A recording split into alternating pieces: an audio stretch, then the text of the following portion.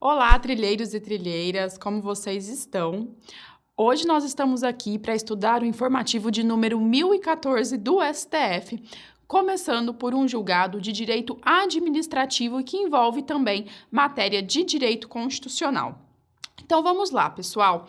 Nesse julgado, o Supremo analisou a possibilidade de determinação de atos de constrição, como por exemplo uma penhora, ao patrimônio estatal de uma empresa prestadora de serviço público essencial, prestado em regime não concorrencial e sem finalidade lucrativa. Então, o que ocorreu é que estava tramitando diversas ações na Justiça do Trabalho, ações trabalhistas, nas quais se pleiteavam, obviamente, verbas de natureza trabalhista, contra o poder público. E nessas ações foi determinada a penhora de verbas públicas. No entanto, o ente público, sentindo-se prejudicado, decidiu apresentar essa ADPF, alegando a impossibilidade de se determinar atos de constrição ao patrimônio estatal. E, no caso, era de fato uma empresa estatal. Mas vamos analisar por pormenores cada um dos detalhes dessa decisão. Então, o primeiro ponto que eu acho importante da gente abordar, pessoal, é o conceito de bens públicos. Esse conceito ele se encontra expresso no artigo 98 do nosso Código Civil, sendo que o Código adota para definir os bens públicos o critério da titularidade. Portanto, seriam considerados bens públicos todos aqueles bens pertencentes às pessoas jurídicas de direito público interno.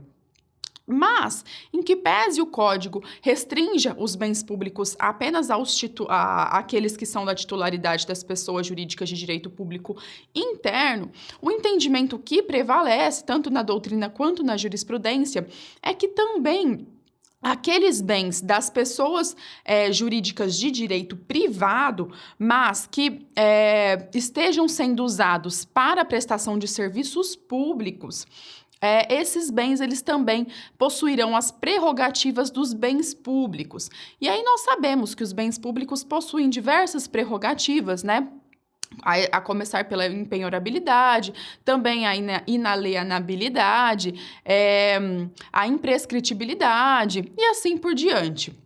Aqui nós vamos nos ater à imprescritibilidade, que é o que nos convém aqui para compreender a decisão. Será que é possível a penhora de bens públicos? Bom, como o próprio nome sugere, né, mediante a prerrogativa da impenhorabilidade, via de regra, não é possível a penhora de bens públicos.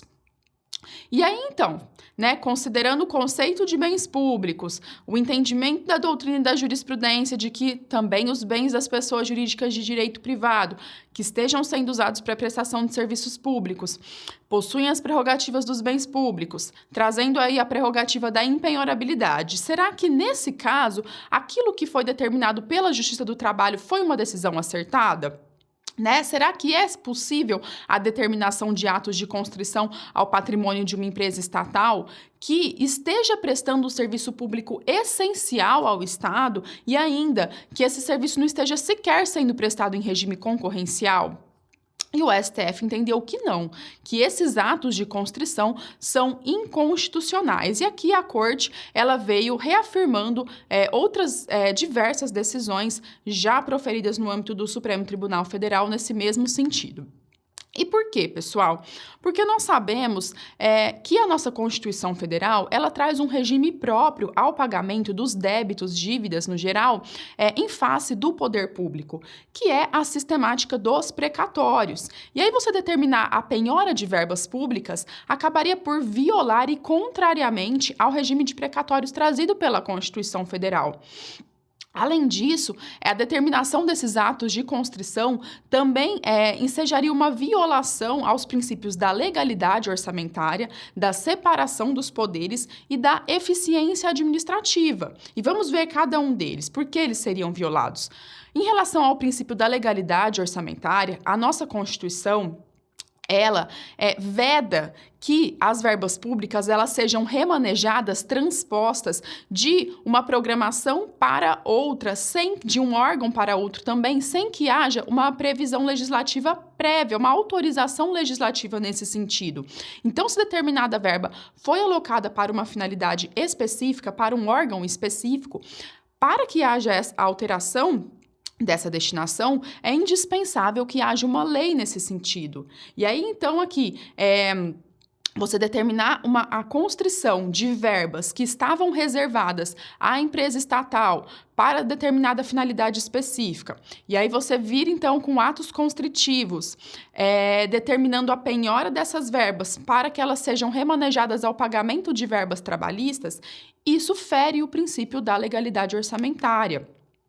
Além disso, pessoal, essa medida do Poder Judiciário também tem por consequência, né, ela reflete uma interferência do Judiciário na organização orçamentária de projetos da administração. Né? Ficou bem claro que o Judiciário está interferindo diretamente no planejamento orçamentário daquela estatal, uma vez que seriam retiradas verbas dessa estatal para o pagamento de verbas trabalhistas. E por fim, e aí aqui nós teríamos então a violação da separação dos poderes.